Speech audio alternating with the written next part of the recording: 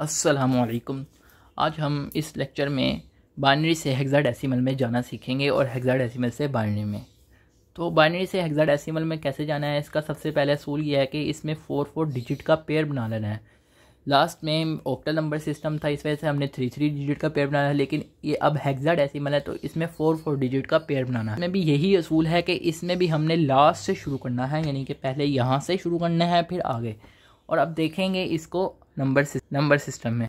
तो अब ये देख लें, जो कि मैंने पहले भी सिखाया था। पहले मैंने 8 तक करवाया था और 7 तक करवाया था। अब मैंने 15 तक किया क्योंकि ये हेक्साडेसिमल है। और देखें तो इनमें मैंने 0 जो है बैक साइड पे इनका भी इजाफा कर दिया है। तो अब ये देखें तो हमने इनमें 4 डिजिट पेयर नंबर देखने हैं।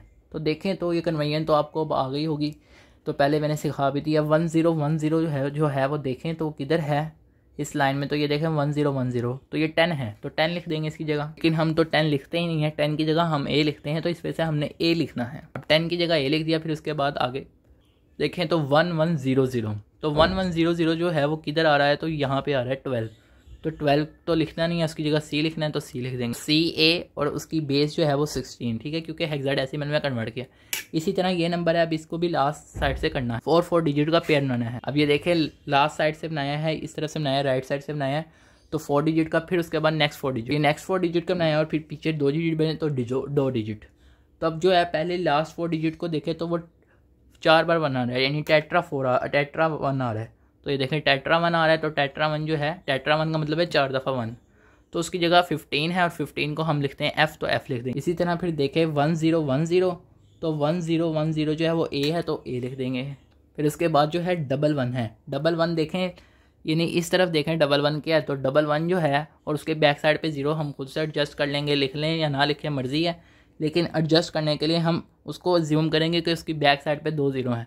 तो 11 जो है ये 3 है, तो 3 लिख दें। तो ये हमारा आंसर है। इसी तरह अब इसको भी 4 डिजिट का पेयर बना के करना है। अब इन दोनों के भी 4 डिजिट बना लिए। अब ये लिखा हुआ है 1101, तो 1101 जो है वो यहाँ पे है डी, इसकी जगह डी लिख। इसी तरह फिर हम लिखेंगे 1011 है, तो देखें 1011 जो है उसकी जगह बी है, तो बी लिख दें, तो बी डी 16। अब ये तो हमने सीख लिया बाइनरी से हेक्साडेसिमल। अब हेक्साडेसिमल से जो बाइनरी में जाना है उसके लिए भी यही टेबल यूज़ होगा।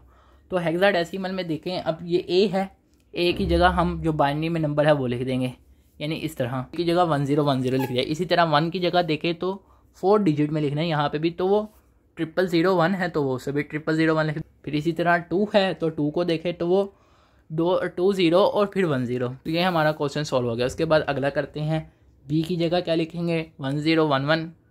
फिर ई है, तो ई की जगह क्या लिखेंगे 1110, तो 1110। फिर उसके बाद 4 है, तो 4 की जगह लिख देंगे 0100। तो ये हमारा आंसर है। अब ये जो लास्ट वाला है D19, ये आपने खुद सॉल्व करना है टेबल की मदद से। तो उम्मीद है कि आपको ये लेक्चर समझ आया होगा। अगर आपको फिर भी कोई चीज़ जो है वो इसमें अगर कोई समझ नहीं आई है, यानी कि कोई चीज़ जो रह गई हो, तो आप पूछ सकते हैं कमेंट सेक्शन में। और इसके अलावा आप सबसे जितना हो सकता है अपने दोस्तों के साथ इस लेक्चर को शेयर करें, इस चैनल को भी शेयर करें, ताकि मैक्सिमम दोस्त जो हैं वो आसानी से इसको हल कर सकें और समझ सकें। शुक्रिया।